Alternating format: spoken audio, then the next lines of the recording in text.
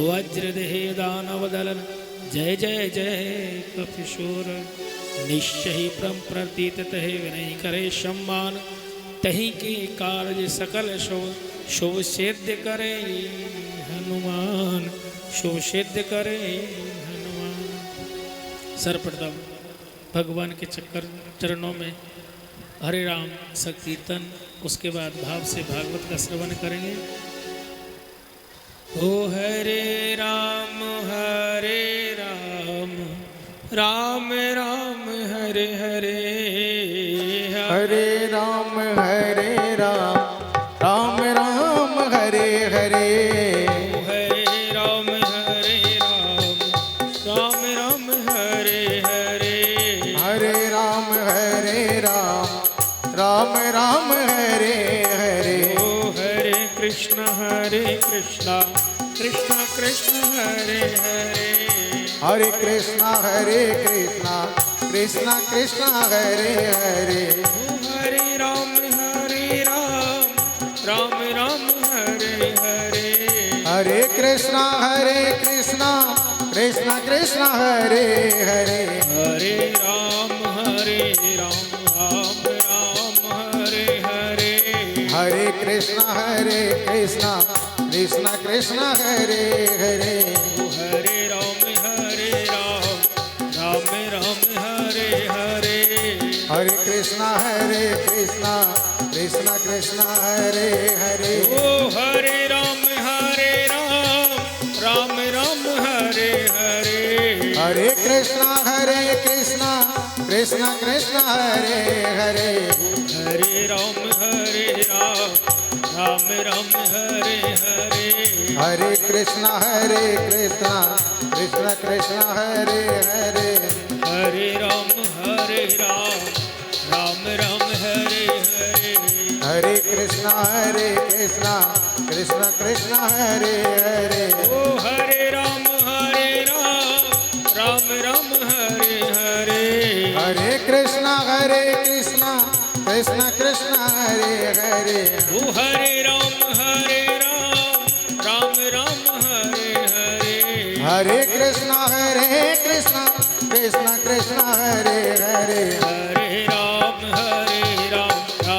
राम हरे हरे, हरे कृष्ण कृष्ण कृष्ण हरे हरे। हरे राम राम हरे हरे, हरे कृष्ण कृष्ण कृष्ण हरे हरे। हरे राम राम हरे हरे, हरे कृष्ण कृष्ण कृष्ण हरे हरे। हरे राम राम हरे हरे, हरे कृष्ण कृष्ण कृष्ण हरे हरे। हरे राम राम हरे हरे, हरे कृष्ण कृष्ण कृष्ण हरे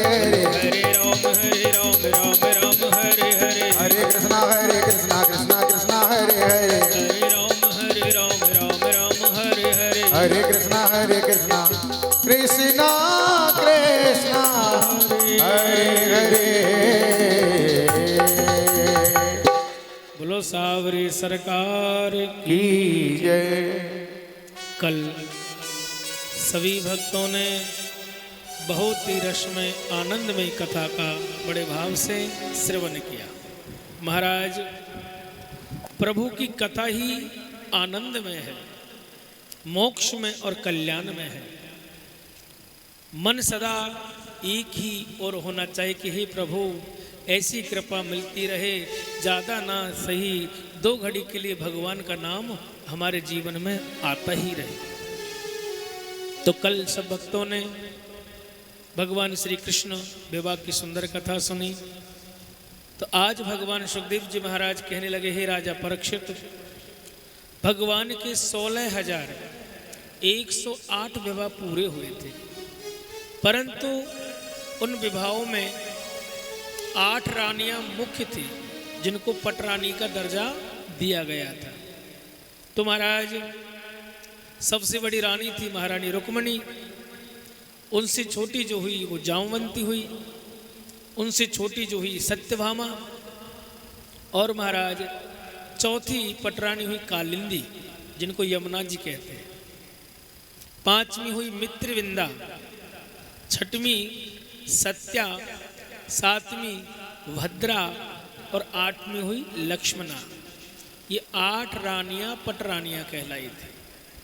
तो महाराज जब सुखदेव बाबा ने ये कहा कि हे राजन, भगवान का विवाह महोत्सव एक नहीं 16,108 बार मनाया गया था, तो राजा परीक्षित ने एक अनुरोध किया, हे प्रभु मैं तो अज्ञानी हूँ, आपने कहा मैंने सुना, मुझे आपके हर शब्द हर अक्षर भी मेरे लिए अनमोल है, मैं आपसे तर्क नहीं कर सकता, मैं तो अज्ञानी हूँ, मूर्ख हूँ, आप तो स्वयं परम ब्रह्म है। पर इस अज्ञानी मूर्ख के लिए महाराज आप ऐसी कृपा करो ताकि महाराज रुक्मणी विवाह की कथा तो मैंने सुनी, पर जामवंती के साथ कैसे विवाह हुआ ये कथा सुनाइए प्रभु। तो महाराज सुखदेव बाबा से अनुरोध किया। बाबा ने कहा कि हे राजन, सत्राजीत स्तनतनयाम कृष्णाय कृतकल विषः। एक दिन की बात है कि महाराज द्वारकापुरी के महलों में सभा भर रही थी।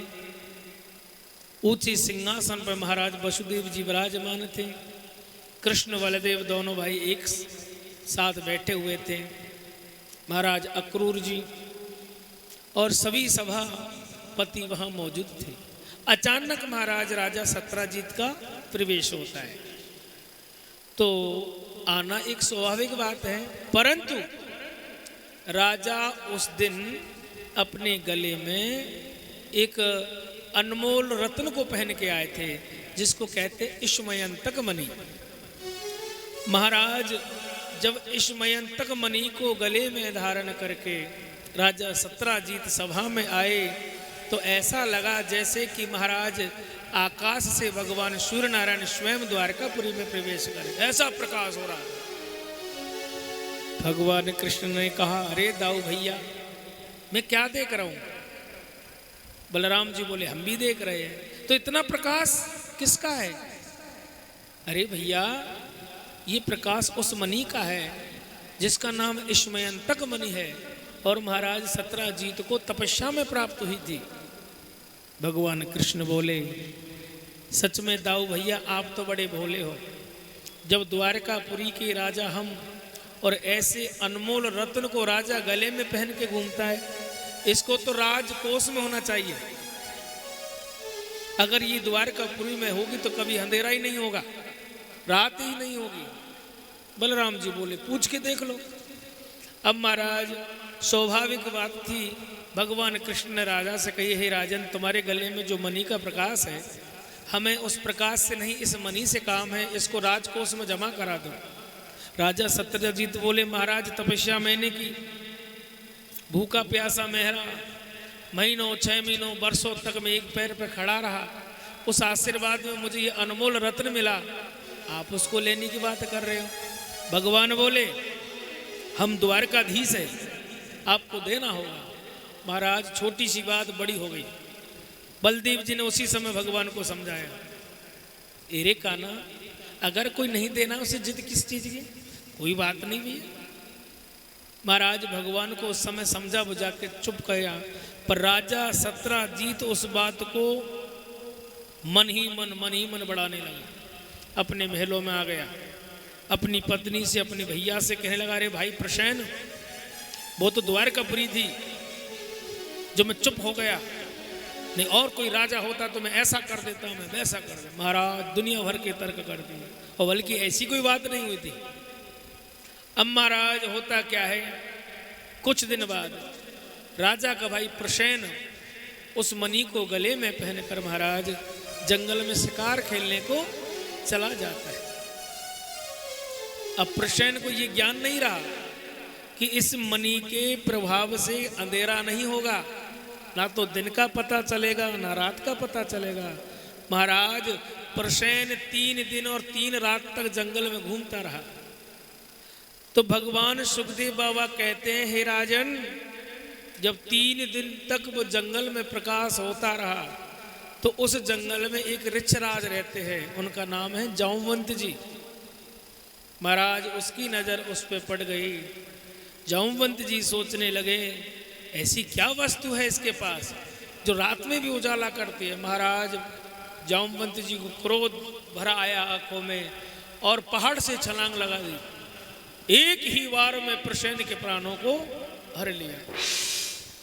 और महाराज उस मणि को लेकर जामवंत जी अपनी गुफा में चले जाते हैं।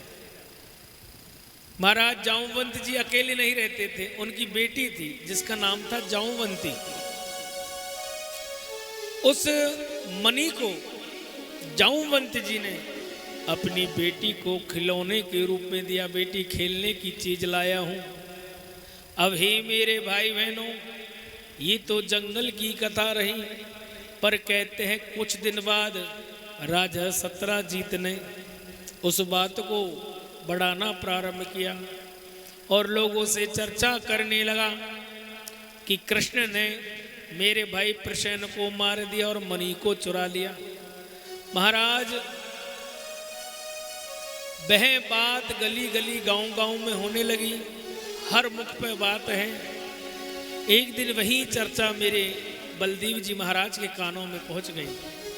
जब बलराम जी ने सुना कि राजा ने मेरे कन्हैया को कलंकित कर दिया, बलराम जी को विश्वास नहीं हुआ। बलराम जी मेरी श्याम सुंदर को अकेले में लेके गए और कहने लगे, हे केशव, झूठ मत कहना, मैंने सुना है वो सही है कि झूठ है ये कह दो। कन्हैया बोले, भैया पहले बात तो बताओ, तभी तो बताऊं सच्चा क्या झूठ है। बलराम जी ने पूरा वृत्तांत सुनाया। राजा के भाई प्रसेन को किसी ने मार दिया और मणि को छीन लिया, और चर्चा भगवान कृष्ण की हो रही है, क्योंकि आपने उस दिन सभा में उस बात की चर्चा की। भगवान कृष्ण कहने लगे, हे दाऊ भैया, मैं तेरे सिर पे हाथ रख के सौगंध खाता हूं, मैं राजा के भाई को नहीं जानता और ना मैं उस मणि के बारे में जानता। उस दिन की बात मैं उसी दिन भूल गया। पर महाराज बलराम जी का विश्वास तो जीत गया, पर लोगों की बातें कैसे रोके। भगवान उस बात को हृदय में रख लेते हैं और एक दिन बिना किसी से कुछ कहे चुपचाप महलों से चल देते हैं। चलते चलते महाराज उसी जंगल में पहुंच गए जहां पर प्रसेन को मारा गया था। भगवान चारों तरफ जंगल में ढूंढ रहे, पर कहीं भी मणि का पता ना चले। रात के समय भगवान ने सोचा कि घना जंगल है, जानवरों का डर रहता है, तो भगवान एक पेड़ पर चढ़ जाते हैं और रात को विश्राम पेड़ पे ही करते हैं। अचानक भगवान की आधी रात पे आंखें खुली और पहाड़ी की ओर भगवान नजर उठा के देखने लगे, तो पहाड़ी के मध्य में बड़ा तेज प्रकाश हो रहा है। प्रभु उसी समय भाप गए थे कि यो मणि उस स्थान पे रखी है। अब भगवान रातों रात उस पहाड़ पे चढ़ने की मशक्कत करने लगे। महाराज जब भगवान उस स्थान पे पहुंचे जहां पर वो प्रकाश खिल रहा था, वहां क्या देखते हैं, एक कन्या जो है उस रत्न के साथ में खेल रही है। भगवान ने भाव से जाके कहा, हे सुंदरी, जो खिलौना तुम्हारे पास है, इस खिलौने ने मुझे कलंकित कर दिया है। मेरे जीवन में आज तक कोई कलंक लगा ही नहीं। आप इसे मुझे दे दो, मैं राजा को जाके दूंगा और अपने सारे कलंक को दूर करूंगा। अब महाराज वह सुंदर कन्या कोई और नहीं, जामवंती थी। उसने कहा, हे राजकुमार, मैं इस खिलौने को नहीं दूंगी, क्योंकि मेरे पिताजी इस खिलौने को बड़े भाव से लेके आए। अगर लेना है तो मेरे पिताजी से लेना। अब महाराज चर्चा होते होते सुबह होते ही महाराज जामवंती की जगह प्रवेश होता है। भगवान जामवंत जी को देखकर एक चट्टान के पीछे छुप गए। महाराज ऋक्षराज की गंध सूंघने की कला बड़ी खतरनाक होती है। उन्होंने प्रवेश करते ही गुफा में कह दिया, यहां पर कोई मनुष्य आया है। अरे बेटी, मेरे से छुपाओ नहीं, मेरे पीछे यहाँ कोई ना कोई व्यक्ति आया है, बताओ कौन है। जामवंती डर गई, इशारा करके कहा पिताजी चट्टान के पीछे खड़ा है। जामवंत जी ने भगवान को ललकारा। अब महाराज दोनों में द्वंद्व युद्ध होने लगा। द्वंद्व युद्ध जब होने लगा तो महाराज ऐसा युद्ध हुआ जो देवता देखने के लिए आकाश में आ गए। एक दिन नहीं, 2 दिन नहीं, 28 दिन तक युद्ध चलता रहा। ना भगवान कृष्ण हारे, ना जामवंत जी हारे। ब्रह्मा जी स्तुति कर रहे हैं, हे नाथ पहचानो ये आपका दास है, जामवंत जी है। अरे जामवंत जी आप तो पहचानो तेरे राम जी है। पर दोनों सुनने को तैयार नहीं, वो तो लड़ रहे हैं। अंततः भगवान ने दोनों हाथों की मुष्टिका बनाई और जामवंत जी के सीने पे मारा। जैसे ही सीने पे मुष्टिका का प्रहार हुआ, जामवंत जी को मूर्छा आ गई और पूरे बदन में पानी हो जाता है। अब महाराज जैसे ही जामवंत जी अपने आप को संभालते हैं, उन्होंने हाथ से हथियार पटक दिए और प्रभु के चरणों में बैठ गए। हे नाथ मैंने आपको पहचाना, आप मेरे राम हो। आपने चाहे मुझे नहीं पहचाना पर मैं आपको पहचान गया। भगवान बोले आपने कैसे पहचाना? प्रभु जिस समय आप लंका से विजय होके अवधपुरी लौटे थे, आपने सबको मन इच्छा वरदान दिया, मेरे हनुमान को अपने चरणों की सेवा दी। महाराज मैंने आपसे एक ही वर मांगा कि हे प्रभु मेरे बेटी हो और मैं अपनी बेटी का कन्यादान आपके हाथों में प्रदान करूं। तो आपने कहा हे जामवंत जी इस जन्म में तो हो नहीं सकता, क्योंकि इस समय तो मर्यादा अवतार है। माता जानकी के सिवा मेरे मन में और कोई चीज नहीं आ सकती। हाँ द्वापर के अंत में मैं कृष्ण अवतार में प्रकट होऊंगा, उस समय एक नहीं 16,108 विवाह करूंगा, आपकी बेटी से भी करूंगा। अब जामवंत जी ने कहा है हे प्रभु मैं आपको कैसे पहचानूंगा कि आप राम ही हो? तो राम जी ने वरदान दिया कि दुनिया में तुम्हें ब्रह्मा भी नहीं हरा पाएगा, पर जिस दिन तेरा और मेरा सामना होगा, मेरी एक ही मुष्टिका में तू मूर्छित हो जाएगा और पूरे बदन पर पसीने आ जाए तो समझ लेना राम जी तेरे साथ युद्ध कर रहे हैं। आहा जामवंत जी प्रभु पहचान गए, मेरे कन्हैया मुस्कुराने लगे। जामवंत जी ने कहा प्रभु ऐसे नहीं, जिसने मुझे ये वरदान दिया मैं उसके दर्शन चाहता हूँ, और अकेले नहीं माता जानकी साथ में होनी चाहिए, भाई लक्ष्मण भी होने चाहिए। आहा महाराज जामवंत जी ने जब आग्रह किया भगवान उसी समय प्रकट हो गए। माता जानकी साथ है, लखन भैया साथ है और राम जी राघवेंद्र रूप में दर्शन दे रहे हैं। जामवंत जी हाथ जोड़ के प्रभु के चरणों में अनुरोध कर रहे हैं, वो कभी राम बन के कभी श्याम बन के चले आना रे कन्हैया चले आना। वो कभी राम बन के कभी श्याम बन के चले आना, प्रभु जी चले आना। वो चले आना कन्हैया चले आना, वो चले आना प्रभु जी चले आना। वो कभी राम बन के कभी श्याम बन के चले आना रे सावरिया चले आना। वो कभी राम बन के कभी श्याम बन के चले आना, प्रभु जी चले आना। वो तुम राम रूपों में आना, ओ तुम राम रूप में आना। ओ प्रभु राम रूपों में आना। ओ तुम राम रूप में आना।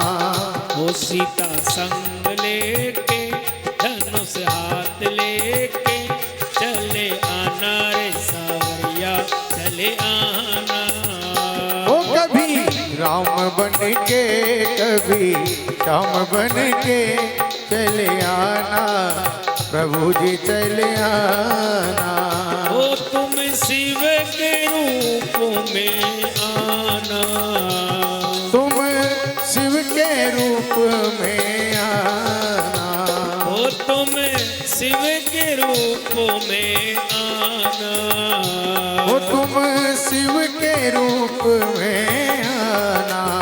ओ गोरा साथ लेके डमरू हाथ लेके चले आना रे प्रभु जी चले आना। वो कभी राम बन के कभी श्याम बन के चले आना, प्रभु जी चले आना। ओ चले आना रे कन्हैया चले आना, वो चले आना, सांवरिया चले आना।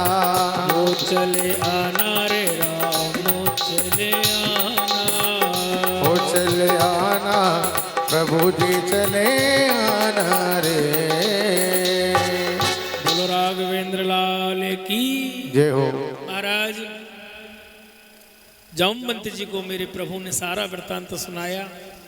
जामवंत जी बोले नहीं मेरी शाम, मैं इस मणि को आपको नहीं दूंगा, अब तो मैं द्वारकापुरी में भरी सभा में दूंगा और उस सभा को मैं ललकारूंगा, उस 17 तीर्थ से कहूंगा मैंने तेरे भाई को मार के मणि को छीना है, अगर किस में बल है तो मुझे हरा कर इस मणि को ले, अन्यथा मेरी दास आप बन के रहोगे। मेरे कन्हैया के सामने जामवंत जी ने ऐसा कहा तो महाराज मेरे भगवान श्याम सुंदर को वो याद आया। कौन सा समय? जिस समय भगवान सेतु का निर्माण करा रहे थे। ध्यान से सुनना। अब महाराज जब राम सेतु की तैयारी चल रही थी तो प्रभु के मन में आया कि मेरे आराध्य देव भगवान भोलेनाथ हैं, तो मैं भगवान भोलेनाथ की पूजा करूं। तो महाराज बालू का शिवलिंग बनाया महाराज राम जी ने, पर महाराज उसकी प्रतिष्ठा कौन करे?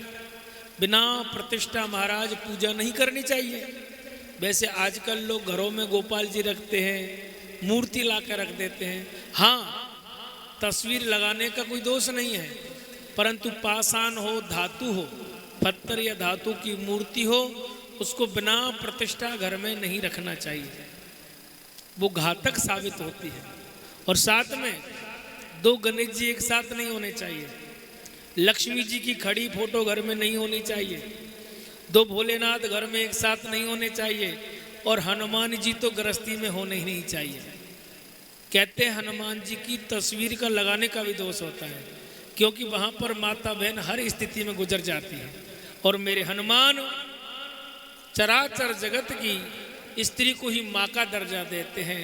तो महाराज हनुमान उस समय आंख बंद कर लेते हैं, और जिसके में भगवान ने आंख बंद कर ली उसका कल्याण कहाँ से होगा?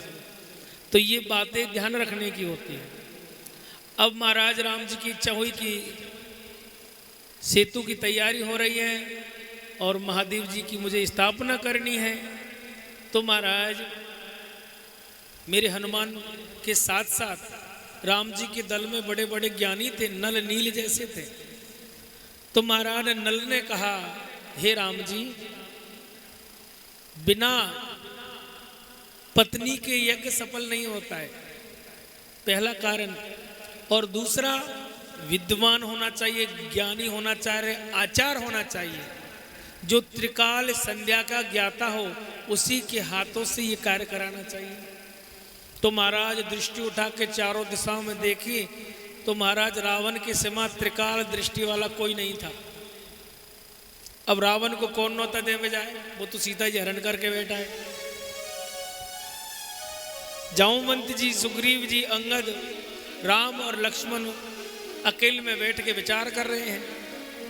तो महाराज राम जी ने इस बात का प्रस्ताव रखा 5 के बीच में। तो 5 आदमियों ने निर्णय करके ये दिया कि हे राम, आप तो जगत के पालन करता हो, परंतु अगर हम, चाहे रावण हमारा दुश्मन है परंतु महाराज रावण से हमें तुम्हारी दुश्मनी हो सकती है, पर ब्राह्मण से हमारी कोई दुश्मनी नहीं है, क्योंकि हम क्षत्रिय है, शूरवंशी है, हम ब्राह्मण संत और गाय की रक्षा करते हैं। हाँ, रावण से हमारी दुश्मनी हो सकती है, पर ब्राह्मण से दुश्मनी नहीं है। इसीलिए जाओ और कोई तैयार हो जाओ और जाकर के रावण को सूचना दो, उसको निमंत्रण दो और उनको बुलाओ, क्योंकि वे दोनों तरह से कार्य को पूर्ण कर सकते हैं। माता जानकी भी उनके पास है, ऊपर से त्रिकाल दृष्टि है। अब महाराज हनुमान और अंगद क्या बातें कर रहे हैं, एक बार रावण ले आवे मैया है, वो जो तो हमने जानी और बाणे जानी, जाने ही नहीं देंगे। पर महाराज यहाँ विचार अंगद हनुमान का नहीं, लंका में जाने का है। तो ये वाल्मीकि रामायण की कथा है। तो महाराज राम जी ने जामवंत जी से कहा कि हे जामवंत जी, जाओ और महाराज ब्राह्मण देव रावण को आचार का निमंत्रण दे के आओ और उनसे आग्रह करना कि महाराज आपका यजमान गरीब है, लोगों की नज़रों में चाहे वो भूपति है, पर आज वो वनवास में है, उसके पास एक कौड़ी भी धर्म करने की, पुण्य करने में सामर्थ्य नहीं है। और दूसरी चीज, उनके पास उनकी धर्मपत्नी नहीं है, और आप चाहे तो उनके इस अनुष्ठान को पूर्ण कर सकते हो। ये आचार पे मैंने, ये हमारे निर्णय सिंधु की एक नीति है। अगर कोई व्यक्ति बहुत ही निर्धन हो, उसके पास उपार्जन की कोई सुविधा ना हो, तो महाराज वो ब्राह्मण देवता से, ब्राह्मण के धन से अनुष्ठान कर सकता है, वो लीन होता है। अब महाराज जामवंत जी इस समाचार को लेकर हाथ में नारियल का निमंत्रण लेके पहुंच रहे, तभी तो निमंत्रण में नारियल देते हैं, उसी दिन से प्रॉपर्टी चलिए नारियल देने की। अब महाराज जामवंत जी आने की सूचना रावण को लगी, तो रावण ने एक बात कही सभा में कि उसको रीछ समझ के उसका सामना मत करना। ऋक्षराज जामवंत कोई साधारण नहीं है, अगर वो अपने शरीर में एक रगड़ अगर लंका में दे दी ना तो पूरी लंका ढह जाएगी, ऐसे बलशाली है। और महाराज उनकी आंखों में तेज ऐसा है, अगर उनसे किसी ने आंख से आंख मिला ली तो वो जला के भस्म कर देगा। पूरी लंका में ये सूचना हो गई। अब महाराज स्वयं जामवंत जी निमंत्रण लेके सभा में पहुंचे। लंकापति रावण से कहा कि हमें आचार्य श्री ब्राह्मण रावण से मिलना है। तो महाराज रावण ने कहा कि इस समय वो मौजूद नहीं है महाराज, आप थोड़ा विश्राम कीजिए, क्योंकि ब्राह्मण उस समय राजगद्दी पे बैठे थे महाराज। उस समय वो राजा थे, ब्राह्मण नहीं थे। भाई आज हम व्यास पीठ में बैठे हैं तो यहाँ व्यास जी है, नीचे आने पर तो आपके बच्चे हैं, पर यहाँ तो आदरणीय है, पूजनीय है। तो महाराज यही बात कही है कि महाराज अभी तो ब्राह्मण देवता कहीं काम से व्यस्त हैं, वो आएंगे आपसे मुलाकात करेंगे, आप विश्राम करें। जब महाराज जामवंत जी कक्ष में विश्राम करें, रावण अपने सभा के काम को पूरा करे, स्नान करके, यज्ञो पवित्र धारण करके, भाल पे तिलक करके, पीत वस्त्र धारण करके, और महाराज जामवंत जी के पास में जाके बैठे। कहो महाराज कैसे आना हुआ? जामवंत जी बोले, हम आपको निमंत्रण देने के लिए आए हैं। हमारे स्वामी एक शिव जी की स्थापना करना चाहते हैं, पर दो कारण है महाराज, एक तो धन नहीं है, एक उनकी धर्मपत्नी नहीं है। तो कहने लगे रावण, महाराज मैं ब्राह्मण के साथ साथ एक राजा भी हूं, मेरे खजाने में धन की कोई कमी नहीं है। अगर इस ब्राह्मण का दान ले में सामर्थ्य है, क्योंकि वो शूरवंशी है, तो मैं दान दे सकता हूं। जामवंत जी बोले, हाँ क्यों नहीं लेंगे, परंतु महाराज मुझे उसके बदले में कुछ देना पड़ेगा। वो क्या?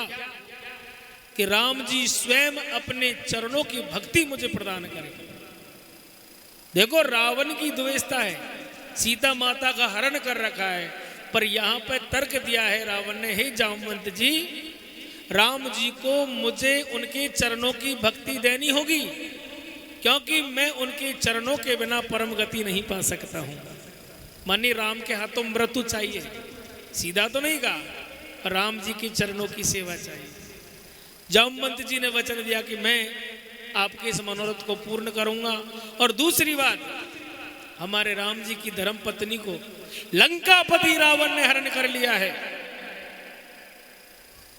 आचार्य श्री रावण कहने लगा, मैं वचन देता हूं, मैं उनकी धर्म पत्नी को सकुशल यज्ञशाला में लाऊंगा, पर आपको मुझे वचन देना होगा। मैं लंकापति से विनती करके जानकी को लेके आऊंगा, पर जैसा लेके आऊंगा वैसे मैं वापस लाऊंगा, क्योंकि मैं भी वचनबद्ध हूं। अब देखो कितनी बड़ी धर्म नीति की बात कही है।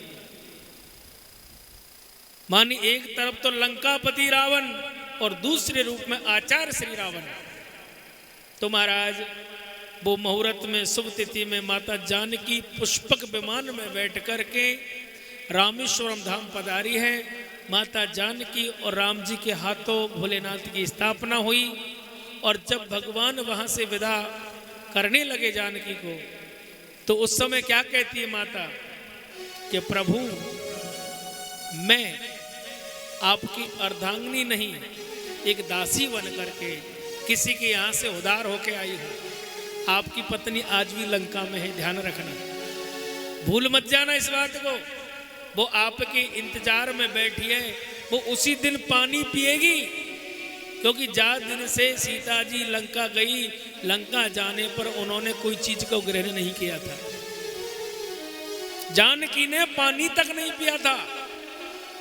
और आज भी यह बात सत्य है महाराज, रावण जब भी अशोक वाटिका में जाता था, सीता जी को तर्क वितर्क करता था, परंतु उसके सामने खड़े होकर नहीं करता, पास में से करता, क्योंकि रावण जानता है माता सीता जगत माता है। अगर इसकी क्रोध की दृष्टि पड़ गई तो ये लंकापति रावण ने नहीं, पूरी लंका जल करके भस्म हो जाएगी। मंदोदरी ने कहा, हे दशानन, आप ज्ञानी हो, ब्राह्मण हो, बुद्धिमान हो, आप जैसा ज्ञानी पंडित दुनिया में कोई नहीं है, फिर भी आप राम जी से दुश्मनी कर रहे हो। और आप कहते हो कि अहंकार नहीं करना चाहिए, आपको अहंकार कैसे आ गया? रावण ने कहा, हे देवी, अहंकार आना मेरा स्वभाव है, क्योंकि आज लंकापति रावण को जो कुछ मिला है उन्होंने तब से ग्रहण किया है, किसी ने खैरात में नहीं दिया मेरे को। भाई जिसको मैंने बल से ग्रहण कर लिया, मुझे तो अहंकार होगा। उस ब्रह्मा ने भी मुझे वरदान नहीं दिया, मैंने कैलाश को अपने हाथ में उठा लिया था, तब भोलेनाथ ने वरदान दिया, तब इस लंका में रहती हो। भोलेनाथ ने खैरात नहीं दी कि ले रावण लंका ले जा। मुझे मेरी शक्ति पर अहंकार नहीं होगा तो किसको होगा? और अगर अहंकार नहीं होगा तो मुझे क्या पता होगा कि मेरे पास शक्ति है कि नहीं है। ये तर्क है रावण के महाराज। परंतु ये राम कथा की चर्चा है, कभी राम जी मौका देगा तो आपको राम कथा सुनने का भी अवसर प्राप्त होगा। राम कथा 9 दिन चलती है, उसमें मेरे राघवेंद्र की निरंतर कथा चलती है। भागवत में हम विश्राम कर लेते हैं, पर राम कथा में विश्राम नहीं होता है।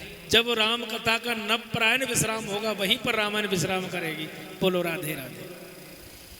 तो महाराज ये चर्चा जामवंत जी की हो रही है, उनके बल की हो रही है। आज राम जी का शिव स्थापना हुई, रामेश्वरम नाम से आज भी दुनिया में विद्यमान है। मैं महाराज जब लंकापति रावण दक्षिणा मांगने लगे तो राम जी ने कहा, आज तो ब्राह्मण देवता मेरे पास कोई दक्षिणा नहीं है, परंतु समय आने पर सूत समेत मैं चुकाऊंगा। लंकापति ने कहा, मुझे वचन दीजिए कि आप मुझे अपने हाथों से मारोगे। राम जी ने कहा कि मैं ब्राह्मण को नहीं मार सकता, मैं ब्राह्मण को नहीं मार सकता। तो राम जी ने से कहा, तो राम जी ने कहा, मैं ब्राह्मण को नहीं मार सकता, मैं ब्राह्मण की रक्षा करता हूं। तो महाराज ब्राह्मण देवता बोले, मैं ब्राह्मण को नहीं मरा रहा हूं, मैं रावण को मरवा रहा हूं। अगर आप रावण को नहीं मारोगे तो इस ब्राह्मण की गति नहीं होगी। बोलो राधे राधे। क्योंकि अहंकार ही रावण है। अब महाराज प्रभु की लीला अनंत है। अब होता क्या है, भरी सभा में जामवंत जी बोल गए द्वारकापुरी में। अब राजा सतराजीत डर रहे हैं, बलराम जी हिचकिचा रहे हैं, क्योंकि बलराम जी भी पहचान गए कि ये हमारे जामवंत दादा है, हम पहले लक्ष्मण जी थे। तो महाराज भरी सभा में कहते हैं जामवंत जी कि मैं अपनी इस उपहार को, इस मणि को अपनी बेटी के कन्यादान में दूंगा। अगर किसी में सामर्थ्य हो जो मेरी बेटी से विवाह करे। और कोई हाथ नहीं उठावे, भगवान ने हाथ उठा दिया, हम करेंगे भैया। अब महाराज जामवंत जी रीछ है, जामवंती भी रीछ है। अब वह जानवर देखकर कौन ब्याह करे। भगवान कृष्ण की इस बात लीला पर, जामवंत जी की चर्चा पर महाराज बलदेव जी ने तर्क दिया, अरे कन्हैया, दुनिया में कोई कन्यान की कमी रह गई का जो तू ये जानवर से ब्याह कर रहा है। प्रभु जी बोले, ए दाऊ भैया, इस बात को तो रुक्मणी जानती है। अब महाराज जिस समय सभा में जामवंती आई है तो अपना चेहरा छुपा के आई है। रुक्मणी महारानी को इशारा हुआ कि जाओ दुल्हन को तैयार करो। कहते हैं जामवंती शर्म के मारे चेहरा नहीं दिखा रही। रुक्मणी जी बोली, अरे बहन, मैं तो तब तेरी जिठानी है गई, मोकू तो चेहरा देखा नहीं। नहीं, आप मेरे चेहरे को देखोगी तो पूरी द्वारका हंसी करेगी। रुक्मणी ने कहा कि मैं आपकी बड़ी बहन हूँ, आप मेरी छोटी बहन हो, आप निसंदेह होकर मुझे चेहरे दिखाओ। एक बार देख के डर गई महाराज। परंतु यहाँ पर जब बहन का संबंध आया है तो रुक्मणी ने अपना रूप महाराज जामवंती को दे दिया और दिव्य लक्ष्मी स्वरूप धारण करके जामवंती मंडप में विराजमान हुई। पूर्ण विधि अनुसार भगवान कृष्ण और जामवंती का विवाह संपन्न हुआ। मणि का कन्यादान भगवान के श्री हाथों में दे दिया। महाराज भगवान ने फेरे खा करके सतराजीत से कहा, हे राजन, जिस मणि के कारण आपने मुझे कलंकित किया, ये मणि लीजिए आप। राजा सतराजीत बोला, मैं हाथ नहीं लगाऊंगा, मैं हाथ नहीं लगाऊंगा, और ज्यादा बदनामी करूंगा। अरे का भला आदमी है, तेरे उपहार को मैं दे रहा हूं, मैंने उसको मारा नहीं, फिर भी तू मेरे ऊपर क्रोध कर रहा है। तो महाराज सतराजीत बोले, अगर आप हमसे खुश है तो पहले हमें वचन दो कि हम जो कहोगे वो करोगे। भगवान ने बोला, हम आपसे खुश हैं और अब वचन देते हैं तो हमारी बेटी से ब्याह करो। महाराज ले आए अपनी बेटी सत्यभामा को। सत्यभामा को ले आए और जिस मंडप में जामवंती का पानी ग्रहण संस्कार हुआ, उसी मंडप में सत्यभामा का भी संस्कार होते हैं। राजा सतराजीत ने पुनः वही मणि भगवान को भेंट कर देते हैं। बोलो कृष्णचंद्र भगवान की जय। इस तरह से महाराज 3 ब्याह है गए, रुक्मणी, जामवंती और सत्यभामा। अब चौथे विवाह की तैयारी हो रही है भगवान की। एक दिन जब भगवान द्वारकापुरी से अपने पांडवों से मिलने के लिए इंद्रप्रस्थ आए हुए हैं। कई दिन है गए महाराज इंद्रप्रस्थ रहते। एक दिन भगवान संध्या काल के समय अर्जुन से कहने लगे, भैया महल में बैठे बैठे मन नहीं लगे, चलो घूम के आते हैं।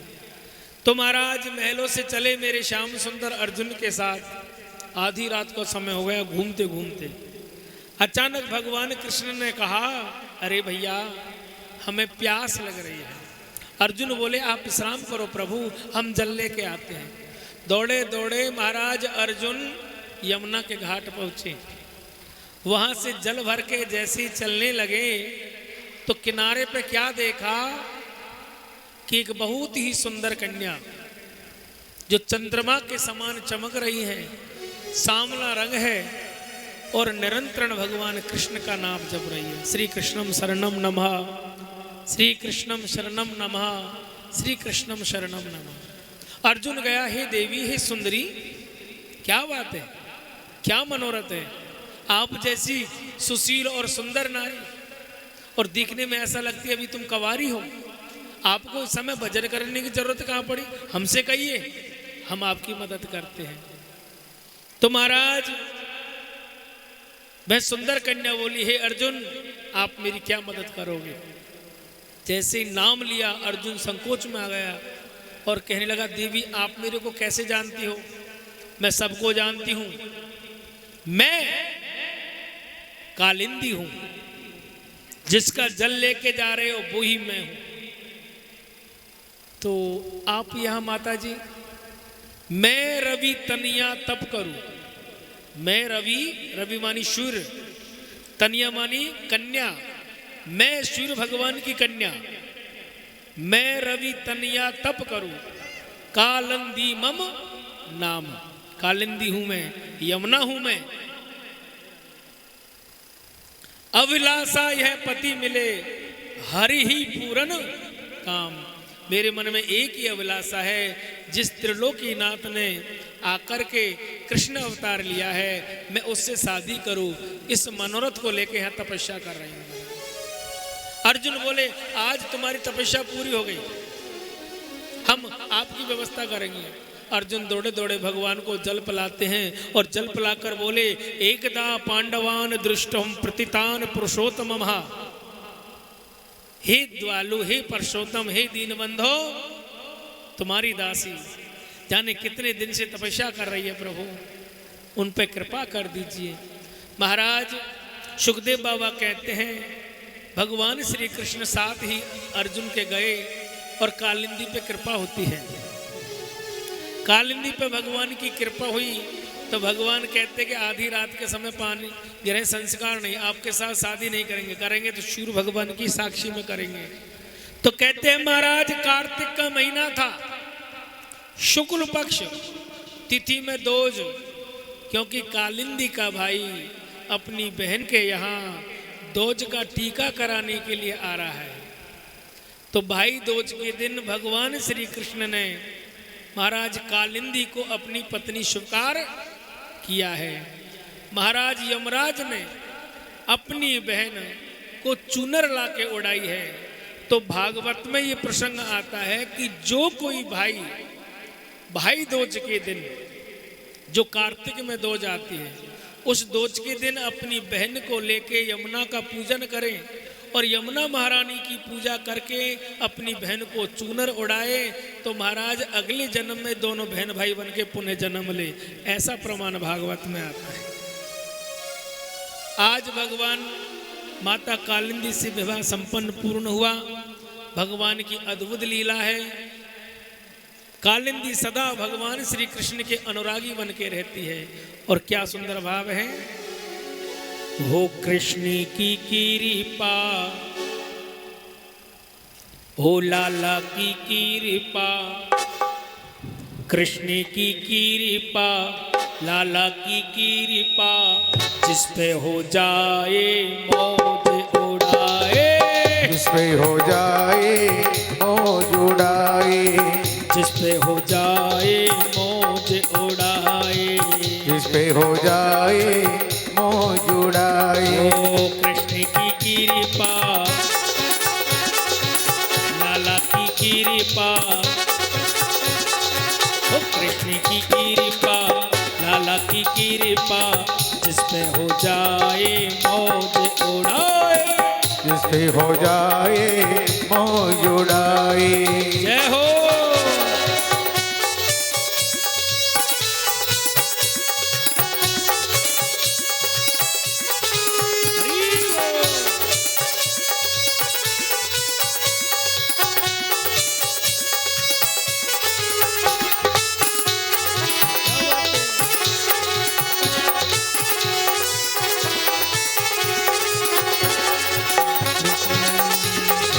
कृष्णा की कृपा, लाला की कृपा, जिस पे हो जाए मौज उड़ाए, जिस पे हो जाए मौज उड़ाए, जिस पे हो जाए मौज उड़ाए।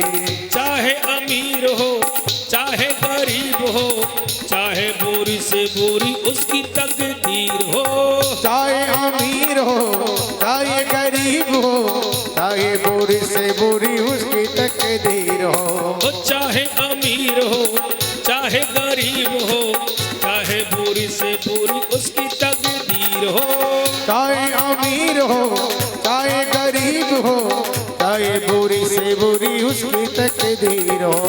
अपने भक्तों पे काना, भक्तों पे काना कृपा बरसाए दो।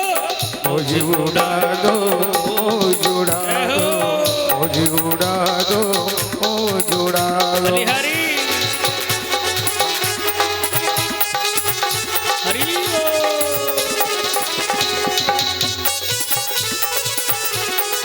हाय हाय हाय हो।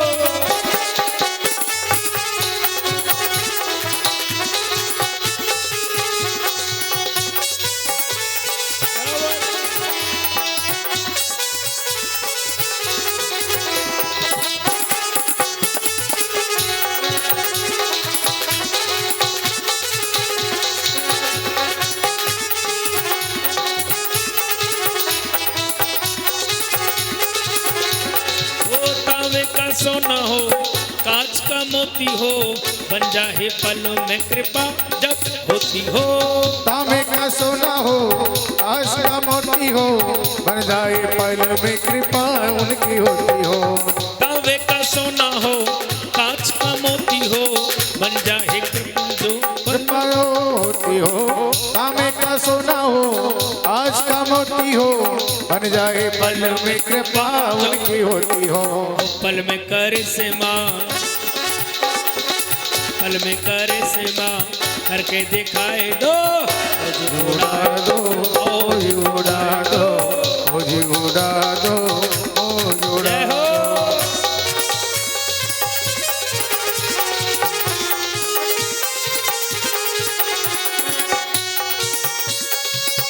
क्या बात है?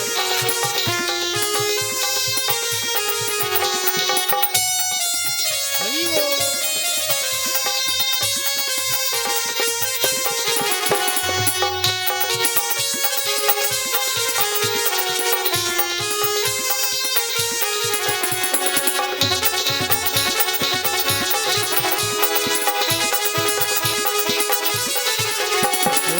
कृष्ण की कृपा लाला की कृपा जिस पे हो जाए मौज उड़ाए। जिस पे हो जाए मौज उड़ाए, जिस पे हो जाए मौज उड़ाए। जिस पे हो जाए मौज उड़ाए। भक्त और भगवान की जय हो। इतनी सुंदर कथा सुनाने के बाद अब भगवान श्री कृष्ण की सुंदर कथा सुखदेव भगवान पुनः प्रारंभ कर देते हैं।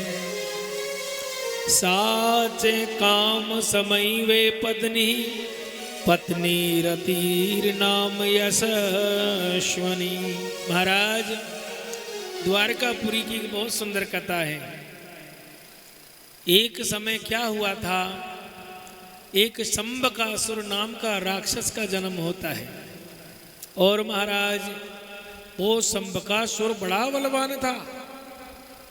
यहाँ तक कि उसने तपस्या से ऐसो वरदान पार लियो कि महाराज त्रिदेवों में से उसको कोई नहीं मार सके, ब्रह्मा विष्णु महेश।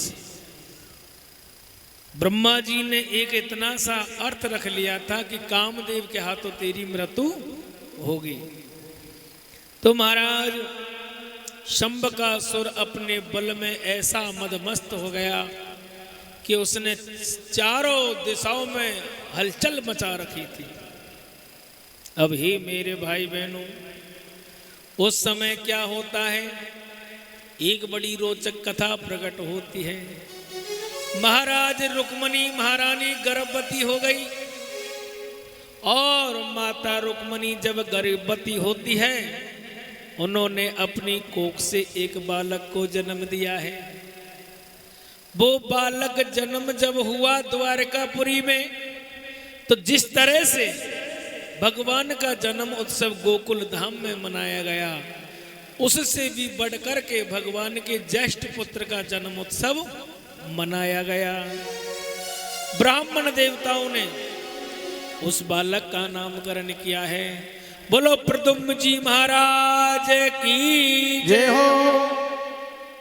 पर यहाँ पे लीला दूसरी है गई। जब लाला 6 दिन के वहे तो महाराज आधी रात के समय शंबकासुर द्वारकापुरी में प्रवेश कर जाता है। रुक्मणी महारानी लाला से करवट लेके सो रही थी।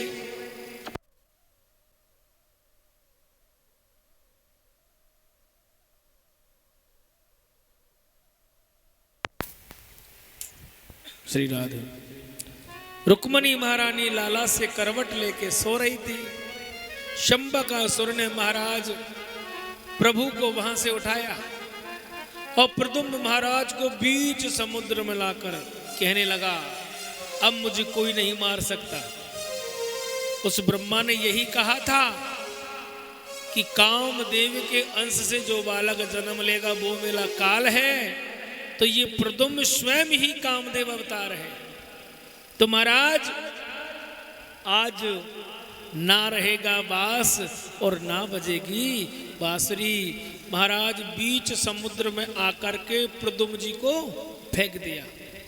विधि का विधान संतों ने कहा है, जाको राके साइया मार सके ना कोई, अरे बाल न बाका कर सके जो जग बेरी होए।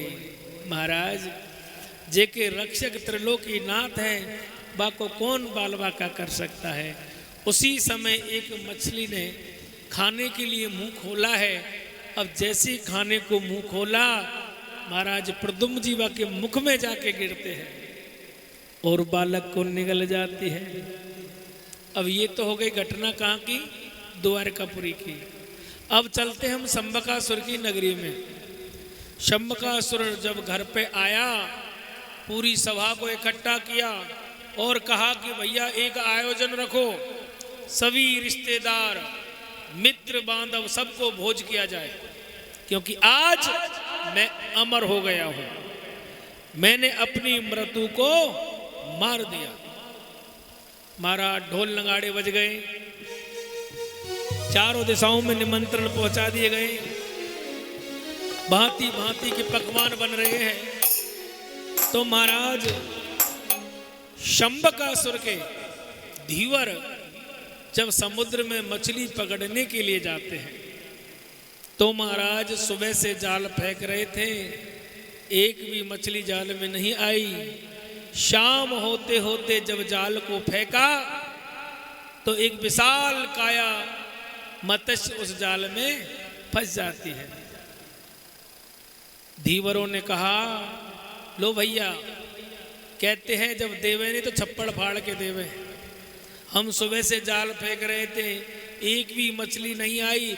अब एक ही मछली ऐसी आई है कि चाहे पूरी पृथ्वी पर जितनी जनता है वो भोजन कर ले तो भी नहीं बीते। महाराज उस विशाल काय मत्स्य को लेकर महलों में पहुंच गए।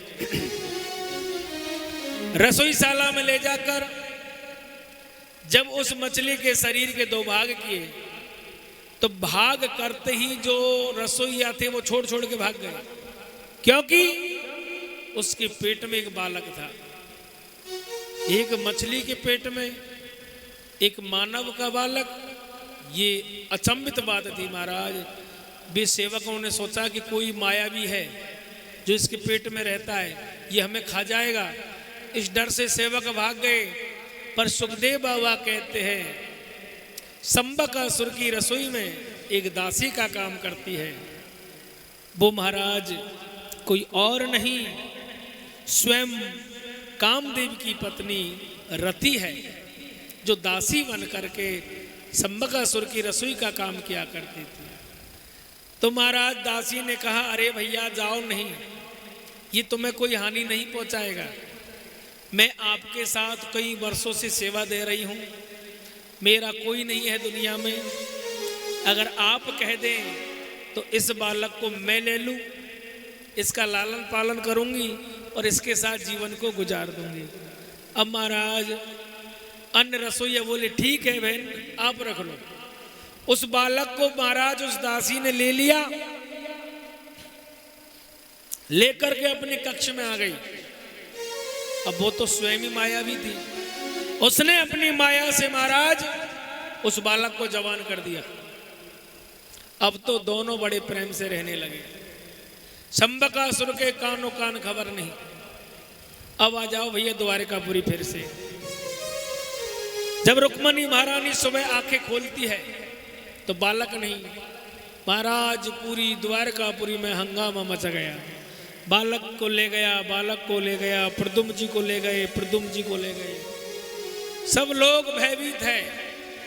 रुक्मणी महारानी रोती बिलखती भगवान के पास आई, हे नाथ आप तो अंतर्यामी हो, आपको तो सब कुछ पता है, मुझे मेरे बालक से मिला दो। तो भगवान कृष्ण कहने लगे, हे देवी समय आएगा जब तुम्हारा बेटा तुम्हें मिल जाएगा। मैं तो इतना ही कह सकता हूं, जहां भी है सकुशल है।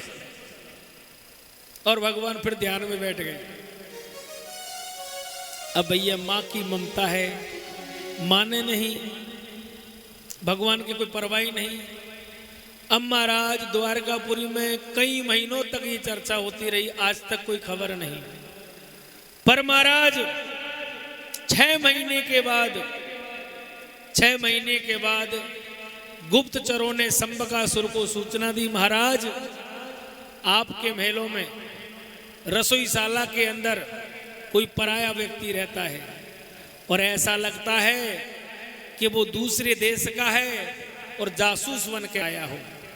महाराज सैनिकों को लेकर आए और रसोईशाला में भगवान के पुत्र प्रद्युम्न जी महाराज को बंदी बना लिया, साथ में दासी को बंदी बना लिया और ला करके जो है कारागृह में डाल दिया है।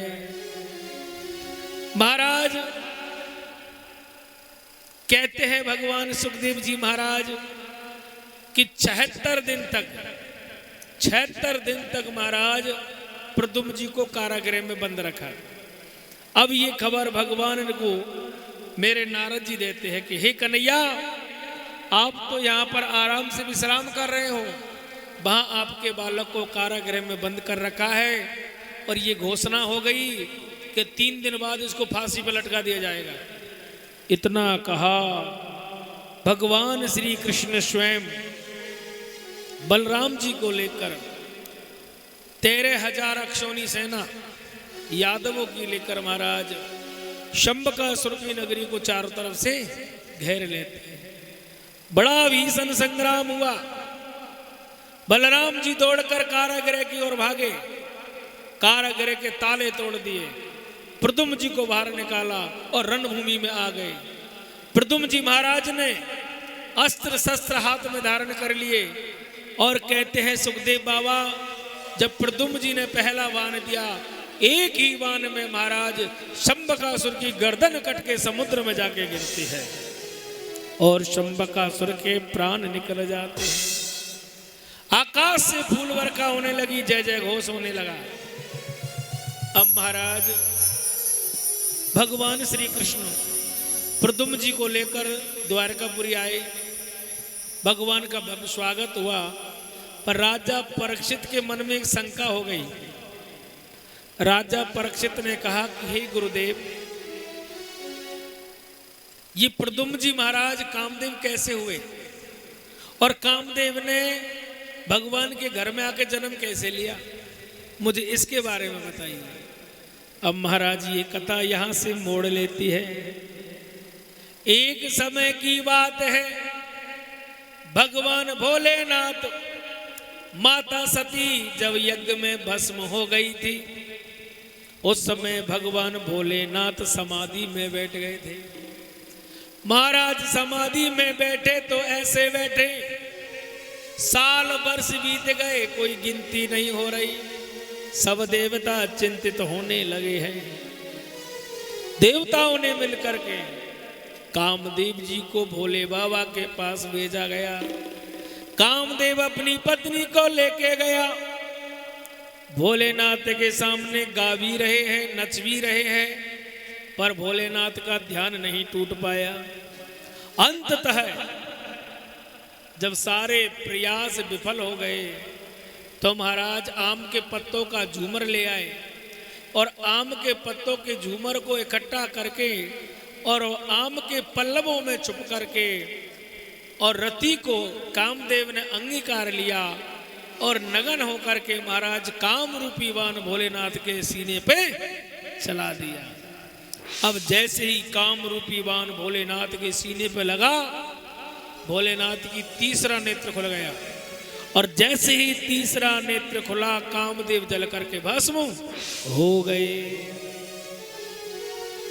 अब महाराज कामदेव की पत्नी कहने लगी, हे भोलेनाथ, इसमें हमारा क्या दोष है? भाई देवताओं ने हमें आज्ञा की, हम देवताओं के कार्य कर रहे थे, पर देखो मैं तो विधवा हो गई ना, अब मैं अपने पति के बिन कैसे रहूंगी? प्रभु आप मुझे भी भस्म कर दीजिए। तो भगवान भोलेनाथ ने वचन दिया, हे देवी, मैं तुम्हें भस्म नहीं कर सकता, परंतु मैं तुम्हारे पति को द्वारकापुरी भेज रहा हूं और रुक्मणी महारानी की कोख से ज्येष्ठ पुत्र के रूप में जन्म लेंगे और दुनिया में प्रदुम के नाम से जाने जाएंगे। पर एक बात को याद रखना, भगवान के पुत्र के हाथों शंबकासुर नाम के राक्षस की मृत्यु है और एक दिन वही शंबकासुर उस बालक को उठा के सागर में फेंकेगा और तुम्हें वो उसकी प्राप्ति होगी। तो महाराज उसी कारण रति जो है शंबकासुर के यहाँ दासी बन के रहती है। आज भगवान के पुत्र के साथ उनका विवाह संपन्न हुआ। चारों दिशाओं में जय जय घोष होने लगा। बोलो कृष्ण कन्हैया लाल की जय हो।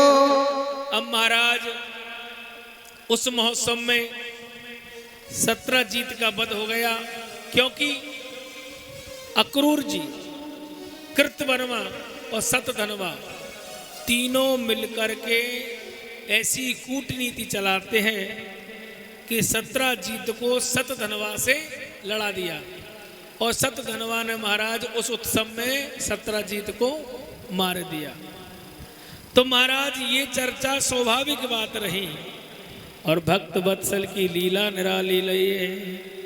हो श्रीमन नारायण नारायण नारायण, श्रीमन नारायण नारायण नारायण, भजमन नारायण नारायण नारायण, ओ भजमन नारायण नारायण नारायण, हो जय जय नारायण नारायण नारायण, हो जय श्रीमन नारायण नारायण नारायण, भजमन नारायण नारायण नारायण, जो नारायण नाम लेते हैं, जो नारायण नाम लेते हैं, जो नारायण नाम लेते हैं, जो नारायण नाम लेते हैं, भव सागर गिरिजारायण, श्रीमन नारायण जय हो। नारायण नारायण, ओ भजमन नारायण नारायण नारायण, लक्ष्मी नारायण नारायण नारायण, ओ बद्री नारायण नारायण नारायण, जय जय नारायण नारायण नारायण, हो जय श्रीमन जय नारायण नारायण नारायण, हो बद्री नारायण नारायण नारायण, श्रीमन नारायण नारायण नारायण। बोलो भक्त और भगवान की जय हो। अब महाराज होता क्या है, यहाँ तक कथा सुनाने के उपरांत फिर राजा परीक्षित ने प्रश्न किया, हे गुरुदेव, आपने माता कालिंदी तक की कथा तो मुझे सुनाई है, परंतु माता मित्रविंदा की कथा नहीं सुनाई। ये कहाँ की थी? इनके पिता कौन थे? तो महाराज भगवान की जो पटरानी बनी मित्रविंदा, जो महाराज 5वीं पटरानी थी, तो भगवान सुखदेव कहते हैं कि उज्जैन के राजा बिंद महाराज के अनुबिंद थे। महाराज मित्रविंदा का जन्म उसी कुल में जाके होता है और भगवान के साथ उनका स्वयंवर होता है। ऐसे ही महाराज जो सत्या नाम की महारानी हुई थी, उसकी भी कथा ऐसी आती है कि दक्षिण कौशल राज्य जिसको वर्तमान में कहते हैं छत्तीसगढ़। तो महाराज परम धार्मिक नरेश राजा नग्नजीत थे। ये बंद कर ले, हवा रही चालू है, बोल रहे हैं। अब महाराज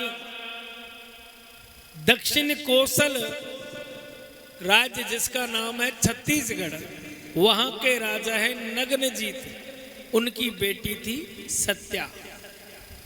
जिस समय सत्या 12 साल की थी, अपनी सखियों के साथ बगिया में घूम रही थी, तो वहां महाराज हट्टे कट्टे 7 बैल थे, वो घास खा रहे थे।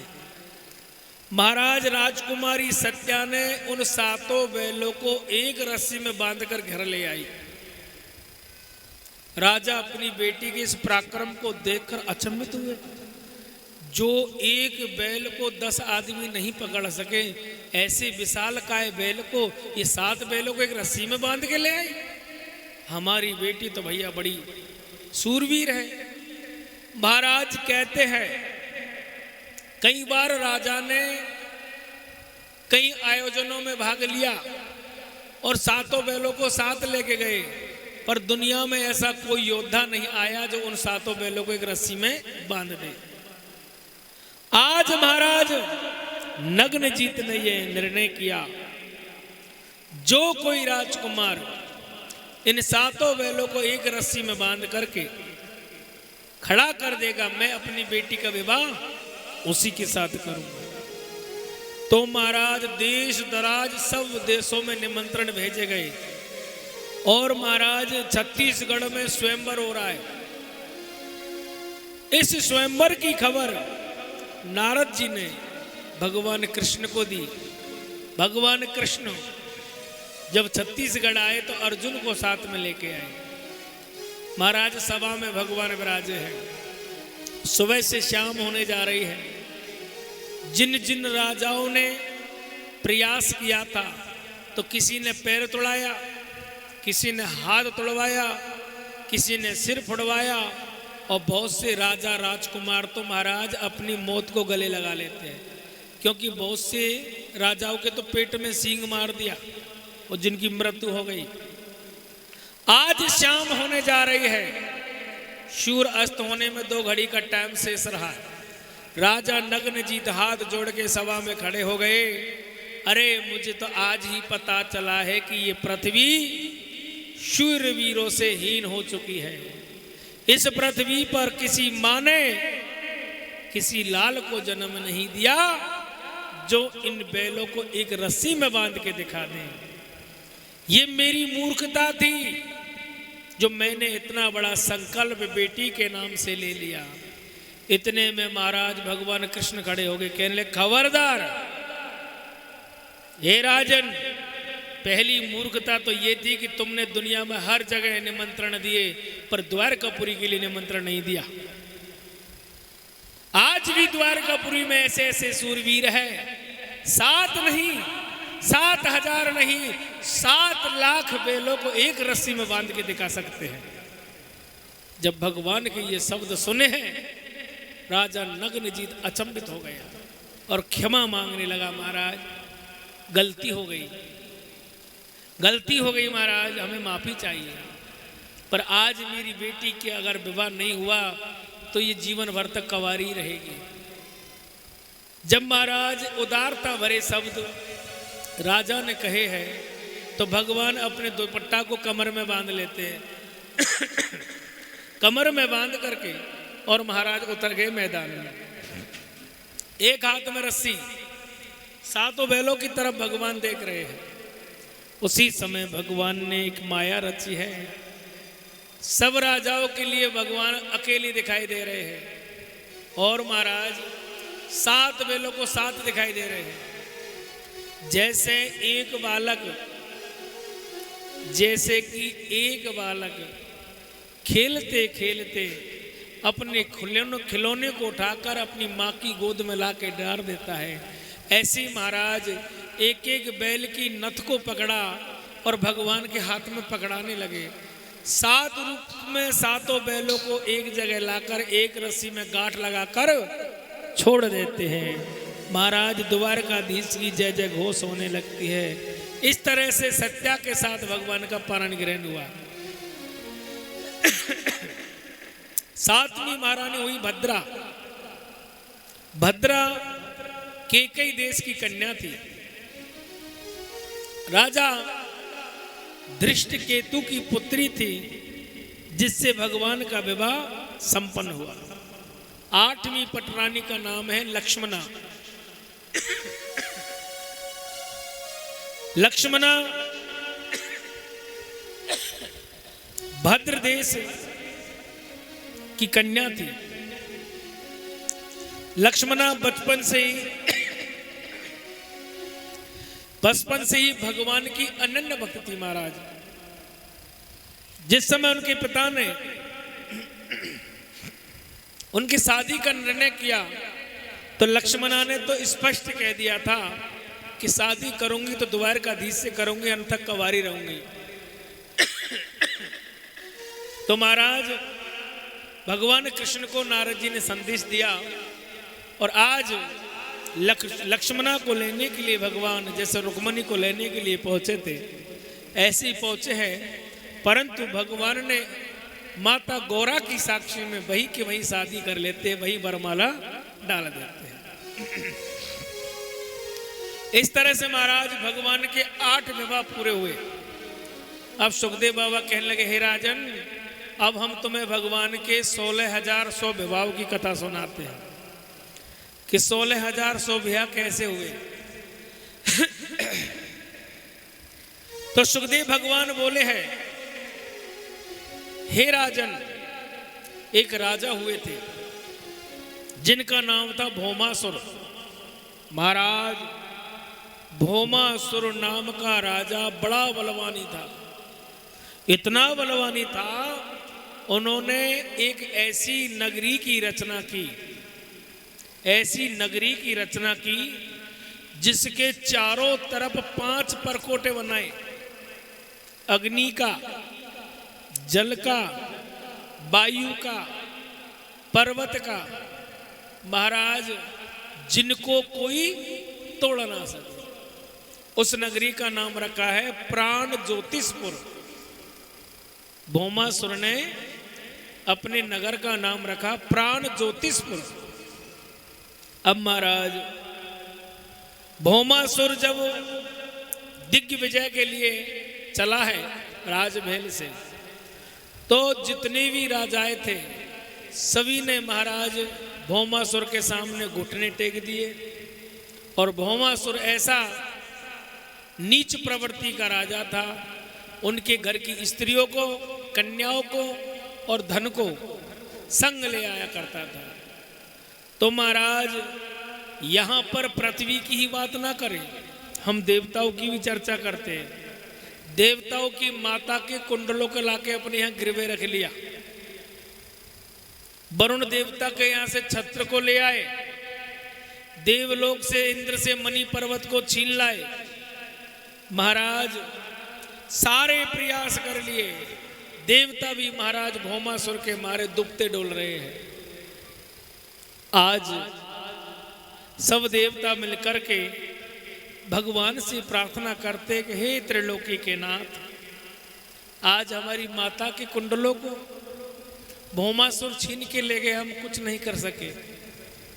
वरुण देवता के छत्र को छीन के ले गया, हम कुछ नहीं कर सके। देवलोक आया, देवलोक में जो मणि के पर्वत थे उनको उठा कर ले गया और अपनी नगरी में ले जाकर रख दिया, हम कुछ नहीं कर सके।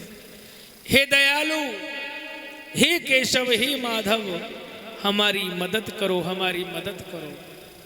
देवताओं के अनुरोध पर महाराज भगवान कृष्ण द्वारकापुरी से चले हैं। तभी अचानक सत्यभामा दौड़ के आ गई। सत्यभामा बोली, प्रभु कहाँ जा रहे हो? भगवान बोले, भाई भौमासुर से युद्ध करने के लिए जा रहे हैं। सत्यभामा बोली, हम भी चलेंगे। भगवान बोले, मैं कोई बाजार में शॉपिंग करने नहीं जा रहा हूँ कि संग में ले जाऊं, मुझे वहां युद्ध करना है। और युद्ध में महिला का क्या काम? तो सत्यभामा बोली, हे केशव, हम भी किसी सूरवीर से कम नहीं हैं, आप हमें संग ले चल के देखो महाराज। आज भगवान बोले चलो ठीक है। महाराज भगवान श्री कृष्ण और सत्यभामा गरुड़ जी पर बैठ करके प्राण ज्योतिष नगरी में आ जाते हैं। पहले सुदर्शन चक्र से जो परकोटे बने थे उनको नष्ट किया, पर्वत को हटाया, टुकड़े टुकड़े कर दिए, जल था उसको सुखा दिया, अग्नि थी उसको बुझा दिया, अस्त्र शस्त्र चारों तरफ परकोटे के घूम रहे थे उनको खंड खंड का कर दिया, और जो वायु थी उसको भगवान पी जाते हैं। जब पांचों परकोटे नष्ट हो गए, भौमासुर को पता चला, सैनिकों ने जाके कहा, तो भौमासुर ने अपने सेनापति से कहा, हे सेनापति, सारी सेना को लेके जाओ और उस ग्वाले को छोड़ना नहीं, मैं भी आता हूं। तो कहते भगवान सुखदेव जी महाराज कि भौमासुर का जो सेनापति है उसका नाम है मूर। मूर नाम के सेनापति बड़े बलवान थे, उनके 5 मुंह थे, और 5 मुंह थे महाराज, 20 हाथ थे। बड़ा विचित्र था, 20 हाथों के साथ, 20 भुजाओं के साथ लड़ता था, तलवार भाला महाराज भांति भांति के हथियार चलाता था। सत्यभामा आती है उसके सामने, एक एक बाण से एक एक भुजा को काट दिया, और एक बाण ऐसा दिया कि 5 सिर काट कर सागर में फेंक दिए। ये लो महाराज मूर चले गए। भौमासुर को पता चला, भौमासुर शंखनाद करके भगवान से युद्ध करने के लिए आ जाते हैं। भगवान श्री कृष्ण ने सुदर्शन चक्र को याद किया और एक ही बार में भौमासुर को परम गति प्रदान की है। बोलो द्वारकाधीश भगवान की जय हो। भौमासुर की जैसे ही मृत्यु हुई, देवता आ गए, देवताओं से बोले ले जाओ अपनी माँ के कुंडल ले जाओ। महाराज हमारा मनी का पर्वत हो रहा है। भगवान बोले इसको तो मैं द्वारका लेके जाऊंगा। अब महाराज द्वारकापुरी लेकर मनी पर्वत को ले आए। वरुण देवता है, प्रभु मेरा छत्र हो रहा है, उसको तू ले जा। अब महाराज सत्यभामा बोली, स्वामी आपने सब देवताओं की इच्छा तो पूरी कर दी, पर कारागृह जाकर तो देखो कितने लोगों को बंदी बना रखा है, उनको आजाद कर दिया जाए। भगवान बोले हाँ। पहुंचे भैया कारागृह में। अब कारागृह में आदमी तो कोई मिले नहीं, कन्या कन्या दिखाई दे। भगवान ने सबको कारागृह से मुक्त किया। सत्यभामा ने गिनती करी 1 2 3 4। महाराज गिनती नहीं हो रही है। नारद जी बोले गिनती का होगी, 16,100 है पक्की, कच्ची और नहीं है महाराज। भगवान बोले हे सुंदरियो, अपनो अपनो नाम पतो बताओ, हम तुम्हें तुम्हारे घर पहुंचा देते हैं। 16,000 कन्या एक साथ बोलती है, हे प्रभु हमारे माँ बाप परिवार कुटुंब को तो इस दुष्ट ने नष्ट कर दिया। तो भगवान बोले ऐसा करो तुम्हारी शादी करा दूं, अपने मन से जिसको वर्ण करोगी मैं उसी के साथ ब्याह करा दूंगा। 16,100 कन्या बोली प्रभु ऐसा ना हो कि आप बात से मुकर जाओ। भगवान कृष्ण बोले नहीं नहीं। सत्यभामा बोली हम अपने पति के ऊपर विश्वास करते हैं। तो 16,100 कन्या बोली सबसे पहले तू ही भगेगी, क्योंकि 16,100 कन्याओं ने ये मन में संकल्प कर लिया अगर शादी करे तो कन्हैया से करे। जब महाराज भगवान कृष्ण ने पूछा हे सुंदरी बताओ किसके साथ शादी करनी है, सबकी उंगली सत्यभामा की तरफ भगवान देखे फंसा दिए ना। बाई टाइम चलती है बंद रहती तो ठीक है। अब इनको क्या करे। सत्यभामा बोली प्रभु तेरी लीला है तू ही संभारे। हाँ अब जब नहीं समरा, जब तेरी लीला तू ही संभारे, पहले तो आगे आगे चल रही हर चीज में। तो महाराज भगवान ने भी वचन दे दिया कि हे देवियों तुम्हारा मनोरथ पूर्ण होगा। अब सुखदेव बाबा कहते हैं कि भौमासुर के 5 पुत्र थे, भौमासुर के 7 पुत्र थे। 7 पुत्रों में सबसे बड़े पुत्र थे भगदत्त। भगदत्त को प्राण ज्योतिषपुर के राजा घोषित कर देते हैं, क्योंकि वो भगवान का अनन्य भक्त था। प्राण ज्योतिषपुर में 16,100 मंडप सजाए गए, सब में महाराज हवन वेदी बनाई गई, सभी कन्याओं को दुल्हन की तरह सजाया गया और मैया बारी बारी से सबको मंडप में बिठाया। भगवान श्री कृष्ण सभी राजकुमारियों के पास बैठे नजर आवे और एक साथ ब्रह्मा जी की साक्षी में भगवान ने 16,100 से विवाह संपन्न कर लेते हैं। बोलो कृष्ण चंद्र भगवान की जय। नमो भगवते तुभ्यं वासुदेवाय विष्णवे पुरुषादि बीजाय पूर्ण बोधाय ते नमः। आज मेरी श्याम सुंदर जब 16,100 कन्याओं को विवाहित करके और भगवान द्वारकापुरी में पधारते हैं तो द्वारकापुरी में भगवान का बड़ा भव्य स्वागत होता है। बोलो द्वारकाधीश भगवान की जय। तो महाराज आज रुक्मणी महारानी आगवानी लेने के लिए द्वार पे आ गई। कन्हैया के देख के प्रणाम करने लगी, प्रभु तेरी लीला को तू जाने। तो भगवान श्री कृष्ण ने विश्वकर्मा जी को बुलाया और कहा कि हमारे 16,108 रानियां हैं, सबको अलग अलग महल तैयार कर दिए जाए। सबको एक जैसे महल बनाए दिए। महाराज एक बार नारद जी के मन में शंका पैदा है गई कि भगवान श्री कृष्ण अकेले और रानी 16,108, भगवान उनका लालन पालन कैसे करते होंगे।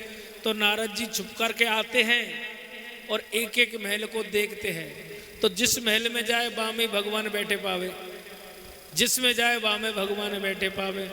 दौड़े दौड़े रुक्मणी महारानी के यहाँ आ गए और वहाँ देखे तो वहाँ बैठे नहीं है, वहाँ ध्यान लगा के बैठे हैं। रुक्मणी महारानी पंखा हिला रही है। मेरे नारद जी हाथ जोड़ के बोले, हे नाथ, गृहस्थियों के महागृहस्थी आप कहलाए, जो आज 16,108 रानियों को एहसास तक नहीं होने दे रहे कि मैं अकेला हूँ, मैं सबका हूँ, सब मेरे हैं। भगवान ने क्या कहा, मैं सबका हूँ और सब मेरे हैं, कोई मेरा पराया नहीं, मैं चराचर जगत के जीवों में मेरा निवास है। बस अंतर तो है तो मुझे देखने का है, जब मुझे नहीं देख पाए तो वो उनकी भूल है और जिसने मुझे देख लिया वो उनका ज्ञान है। तो महाराज भगवान श्री कृष्ण के 16,108 विवाह पूर्ण हुए। सुखदेव बाबा कहते हैं कि सभी रानियों ने 10-10 पुत्रों को जन्म दिए। एक रानी के से 10 पुत्र ही है। तो महाराज 1,61,080 पुत्र भगवान श्री कृष्ण के हुए थे। बोलो कृष्ण चंद्र भगवान की जय हो। तो महाराज ऐसा अद्भुत नजारा जो देव आदि देव देखकर भी प्रसन्नचित हो जाते हैं। पर महाराज आज अगर ब्रज की चर्चा करें तो भगवान वही बाल रूप में ब्रज में विराजमान रहते हैं।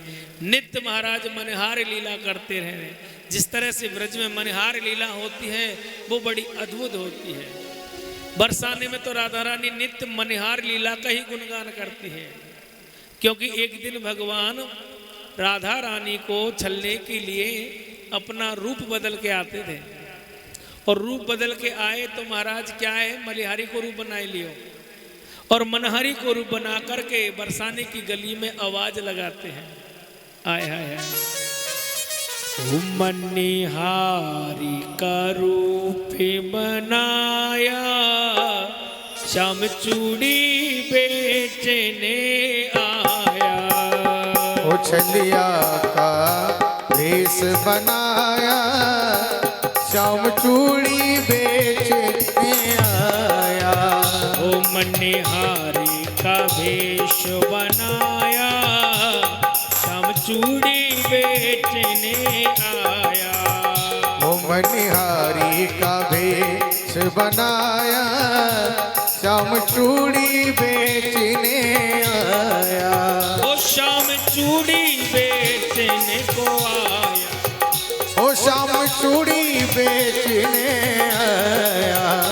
छलिया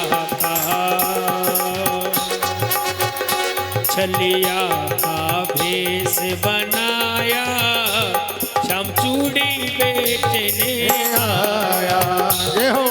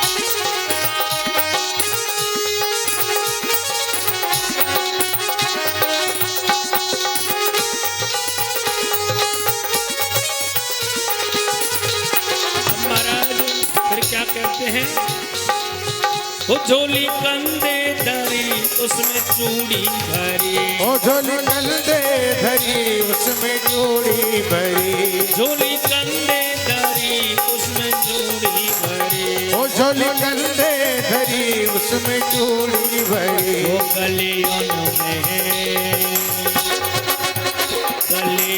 में शोर मचाया, श्याम चूड़ी बेचने।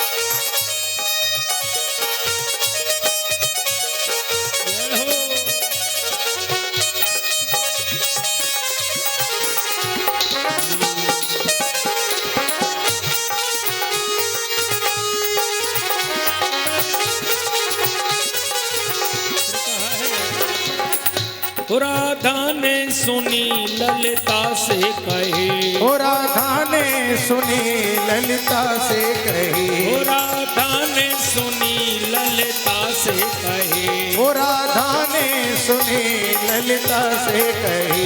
मोहन को तुरंत बुलाया, श्याम चूड़ी बेचने आया। मोहन को तुरंत बुलाया, श्याम चूड़ी बेचने आया। ओ चूड़ी लाल नहीं पहनू, चूड़ी हरी नहीं पहनो, ओ चूड़ी लाल नहीं पहनू, चूड़ी हरी नहीं पहनो, चूड़ी लाल लाल लाल, चूड़ी लाल नहीं पहनू, चूड़ी हरी नहीं पहनो, ओ चूड़ी लाल नहीं पहनू, चूड़ी हरी नहीं पहनो। मुझे शाम रंग है भाया, श्याम चूड़ी बेचने आया। वो मनिहारी का भेष बनाया, श्याम चूड़ी बेचने आया। महाराज जैसे ही राधा रानी चूड़ी पहन रही है, भगवान ने राधा का हाथ पकड़ा, तभी राधा रानी पहचान गई हाथ मेरी श्याम सुंदर के है। तो महाराज हाथ पकड़ के राधा रानी बोली, अरे छलिया तू यहाँ? हो राधा कहने लगे तुम हो छलिया बड़े। हो राधा कहने लगी तुम हो छलिया बड़े। राधा कहने लगी तुम हो छलिया बड़े। हो राधा कहने लगी तुम हो छलिया बड़े। हो धीरे से जा, धीरे से हाथ छुड़ाया, श्याम चूड़ी बेचने आया। ओ मनिहारी का भेष बनाया, श्याम चूड़ी बेचने आया। ओ श्याम चूड़ी बेचने आया। ओ श्याम चूड़ी बेचने आया। ओ श्याम चूड़ी बेचने आया। भक्त बतले भगवान की जय हो। तो महाराज प्रभु की लीला अद्भुत लीला है, अनुपम लीला है। कब कहाँ कैसी लीला कर दे कोई पता ही नहीं चलता है। मेरे ठाकुर तो चराचर जगत के कल्याण करता है महाराज। प्रभु को जिसने जिस रूप से भजा है, जिस रूप में चाहा, भगवान उसी रूप में अपने भक्तों के पास दौड़े चले आते हैं। बस अंतर है तो हमारी आंखों का, हमारे नजरिए का अंतर है। क्योंकि हम भजन करते हैं, मंदिर जाते हैं, तीर्थ जाते हैं, पर वो विश्वास नहीं होता है जो हृदय में होना चाहिए।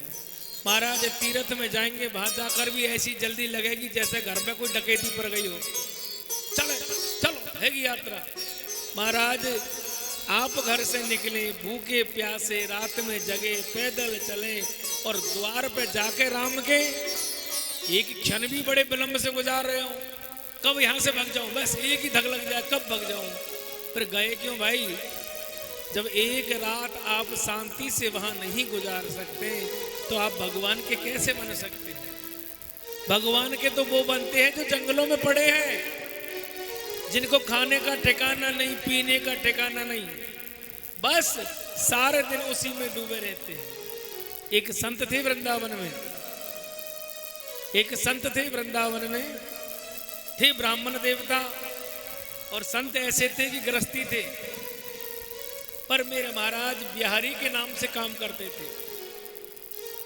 संत प्रवृत्ति है, ब्राह्मण देवता है, घर बार सब चलता है, पर मेरे बिहारी जी के नाम से चलता है। धीरे धीरे समय गुजरा। उस ब्राह्मण देवता का एक ही नियम था, और ये सत्य घटना है, झूठी नहीं है, ज्यादा दिन नहीं हुए, 100-125 साल पहले की घटना है। महाराज ब्राह्मण देवता सुबह जगते ही परिक्रमा करता था वृंदावन की। परिक्रमा करके यमुना जी को स्नान करके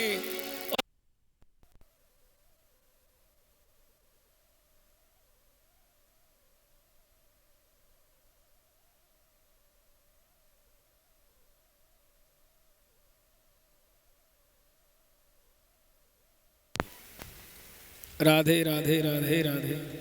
और भैया चलती कथा में एक बात और कह देता हूँ, मैं तो है बात कलयुग की, क्योंकि ये भागवत कथा नहीं कहनी चाहिए। छोरा के ब्याह में बैंड बाजे वारे और भागवत में साउंड वारे। महाराज कथा में 20 लाख खर्चा करेंगे, पर तेल अगर 2000 को भर गो तो मर गए, बर्बाद है जाऊंगा महाराज। कथा को पूरा रस एक झटका में बिगाड़ के फेंक दे। माहौल बनाने में टाइम लगता है महाराज, लोगों के भाव को एक जगह बांधने में समय लगता है, और जब भाव बन गया और अचानक वो प्रसंग रुक जाता है तो सुनने वाला और सुनाने वाला दोनों टूट जाते हैं। और वही हालत महाराज दूल्हे सरकार की है। जब बारात चली, दूल्हे बैठे घोड़ी पर, बैंड बाजे वाले को तेल बीत को लाइट नहीं जल रही, भड़ भड़ भड़ भड़ जनरेटर में हैंडल दे रहे, ढोल वारों के तुरई वारों कहाँ गए हो, तुरई वारों के ढोल वारों कहाँ गए हो, जहाँ तक महाराज पहुंच गए तोरण पे। अब दो क्यों बैंड बाजे ने ले गए भाई? तो ये कहानी चराचर जगत की है भाई। हम चर्चा कर रहे हैं वृंदावन की कथा की, तो वह ब्राह्मण देवता नित्य वृंदावन की परिक्रमा, यमुना जी को स्नान और बिहारी को दर्शन। चाहे कुछ भी हो जाए, अपनो नियम बाने नहीं तोड़ो भाई। कहते हैं घर में बेटी जवान है गई, ना तो कमावी की चिंता, धर्म पत्नी रोज के ताना मारती है, तुम सारे दिन बस सुबह के निकलते हो और दोपहर बाद आते हो। तो ब्राह्मण देवता कहने लगे हम तो तीनों झांकी के दर्शन करके आते हैं। अरे तीनों की नहीं, 6 झांकी के दर्शन करो महाराज, पर घर में बच्चा बच्ची समझदार है गए, इनकी शादी विवाह की भी सोचनी है, सब काम करने। एक दिन महाराज पंडितानी की बातन में आके भगवान के सामने रोने लगे ब्राह्मण देवता। हे बिहारी, हमारी धर्मपत्नी कहती है कि बेटी समझदार है गई और अच्छों से घर बेटी को मिल जावे, तो मेरी बिहारी ऐसी कृपा कर जो मेरी बेटी को ऐसा घर मिले जो उनको संसार का सारा सुख प्राप्त हो, दुख ना पावे। बिहारी की कृपा हुई। सुबह सुबह रिश्तेदार आ गए, आके कहने लगे भैया हमने तुम्हारी बेटी के लिए ठिकाना देख लिया है।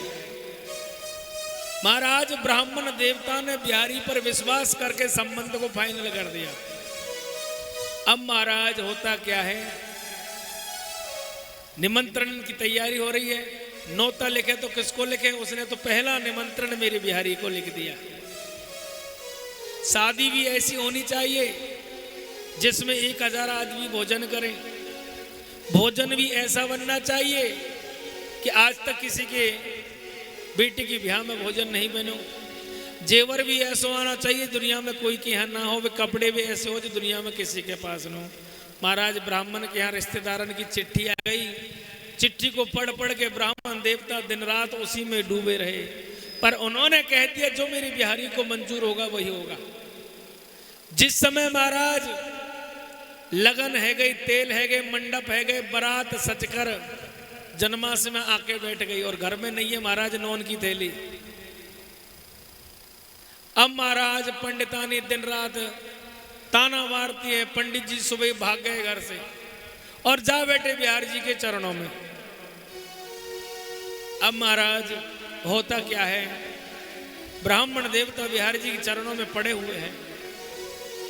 इधर मेरे ठाकुर की कृपा होती है कि जो ब्राह्मण सुबह 4 बजे के आगे पड़ा है, जे के द्वार पर बारात आ गई है, मेहमान पाई बैठे, बेटी दुल्हन बन के तैयार है, घर में कोई सुविधा नहीं, मेरे बिहारी जी चले एक सेठ बनकर। और सेठ भी कैसे बने हैं कि ब्राह्मण देवता के रूप में। वही ब्राह्मण देवता पगड़ी अगड़ी बांध, बगलवंडी पहन, महाराज नई धोती पहन के और जा पहुंचे बैग हाथ में लेके। अरे सेठ जी पगत लगाओ, ये माल लाओ, ये लाओ। महाराज ऐसी शादी कि गांव में आज तक कभी किसी की नहीं हुई। अब ब्राह्मण देवता 3 दिन आएंगे, मंदिर से गए ही नहीं, वो तो चुपचाप मंदिर में पड़े रही हो, भूखो प्यास हो 3 दिन तक। और वहां बेटी की विदा सब काम है गए। ब्राह्मण देवता की पूरे गांव में चर्चा का विषय, भैया ऐसी शादी तो अच्छे अच्छे धनी नहीं करे, ऐसी शादी ब्राह्मण देवता ने की है। अब महाराज 3 दिन है गए तो बिहारी जी के पुजारी कहने लगे अरे पंडित जी महाराज, हम 3 दिन से देहरी पे तुम्हें पड़ा देख रहे हैं, ना तुम कुछ खाते हो ना पीते हो और ना यहाँ से जाते हो। सुबह आते हैं पट खोलने तो आप यहीं बैठे पाते हो, और महाराज जब हम भगवान को शयन करा के जाते हैं, पट बंद करके जाते, फिर भी तुम यहीं पाते हो। अरे 3 दिन है गए महाराज, 3 दिन है गए मुझे। हाँ, अब ब्राह्मण बेचारे डरे डरे डरे डरे अपने गांव की तरफ जा रहे हैं। तो महाराज गांव में जैसे ब्राह्मण देवता घुसे हैं तो गांव के लोग घुसते ही ब्राह्मण देवता को जो मिले जी महाराज को प्रणाम। महाराज जैसा नाम है वैसा काम है महाराज, तेरी घर की सी शादी आज तक बड़े बड़े सेठन के नहीं। ब्राह्मण देवता सोच में पड़ेगा दुनिया मेरी मजाक कर रही है, क्योंकि मेरे घर में नौन की थैली नहीं, तभी तो लोग मेरे से कह रहे कि महाराज 1300 ब्याह कोई कर ही नहीं सके। आगे बढ़े, 2-5 घर के लोग फिर मिले, ओहो महाराज आओ आओ, आप जैसे धनी आदमी कोई नहीं देखा। ब्राह्मण देवता सोच में पड़ गए कौन क्या कह रहा है, कुछ समझ में नहीं आए, दौड़े दौड़े घर आ गए। घर आए तो महाराज धर्मपत्नी सामान को इकट्ठा करी जो बचको जेको। महाराज इतने माल बचको कि दूसरी शादी और कर लो। अब धर्मपत्नी बोली सुनो जी, सुबह के गए हो आप और अब मुंह दिखा रहे हो मुझको, पूरा काम घर में पड़े हो, बस उठा के चल दे तो भगवान ये सब क्या है? लाली कहाँ है? लाली तो महाराज विदा हो गई, तू कहाँ से का भंग खाली का सुबह सुबह? नहीं, मैं तो बिहारी जी के मंदिर से आ रहा हूँ। ये तुम भी बाव रहे हो। बिहारी जी के मंदिर कहाँ गए? गए तो अभी अभी थोड़ी देर पहले। नहीं, मुझे तो घर से गए हुए 3 दिन है गए।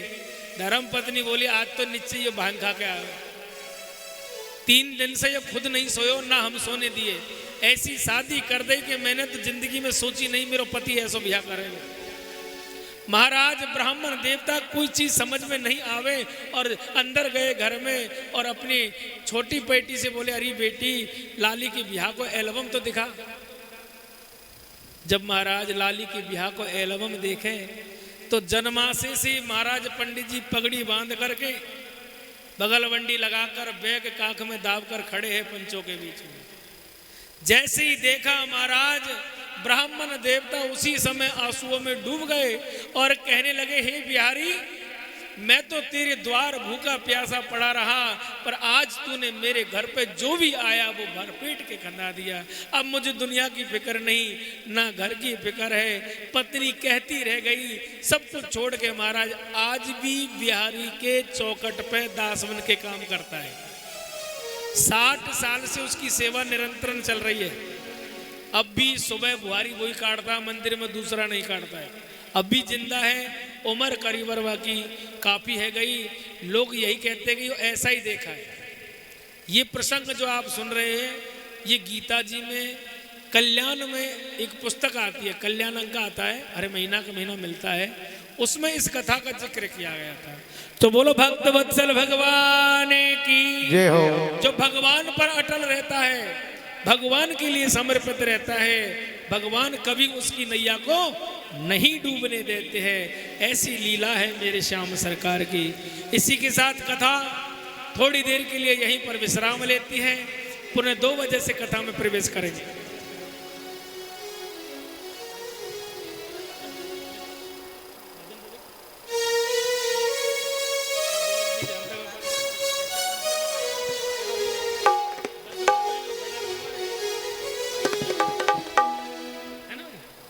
श्री राधे। थोड़ी देर का विश्राम कथा यहीं पे लेती है। 2 बजे से पुनः कथा में प्रवेश करेंगे। बोलो भक्त वत्सल भगवान की जय हो। बोलो सावरे सरकार की जय हो। महाराज भगवान तो भाव से बंधे हैं और भाव से जिसने भज लिया भगवान उसकी नैया को भवसागर से पार कर देते हैं। कहते हैं कि ये सारा संसार ही भगवान का है और भगवान ही सारे संसार के हैं। बस अगर कमी है तो प्यारे हम और आपकी है जो भगवान को नहीं पहचानते। सावेली सूरत पे मोहन दिल दीवाना हो गया। सावली सूरत पे मोहन दिल दीवाना हो गया। वो सावली सूरत पे मोहन दिल दीवाना हो गया। सावली सूरत पे मोहन दिल दीवाना हो गया। ओ दिल दीवाना हो गया, मेरा मन दीवाना हो गया। दिल दीवाना हो गया, मेरा मन दीवाना हो गया। सावली सूरत पे मोहन दिल दीवाना हो गया। जय हो। सावली सूरत पे मोहन दिल दीवाना हो गया। मैंने कहा है एक तो तेरे नैन तिरछे दूसरा काजल लगा। एक तो तेरे नैन तिरछे दूसरा का जल लगा। एक तो तेरे नैन तिरछे दूसरा काजल लगा। एक तो तेरे नैन तिरछे दूसरा का जल लगा। तीसरा तीसरा तीसरा तेरा नजर मिलाना दिल दीवाना हो गया। तीसरा नजरे मिलाना दिल दीवाना हो गया। फिर कहा है एक तो तेरे होठ नाजुक दूसरा लाली लगा। एक तो तेरे होठ नाजुक दूसरा लाली लगा।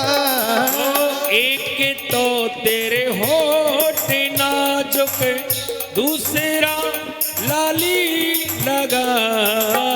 एक तो तेरे होठ नाजुक दूसरा लाली लगा।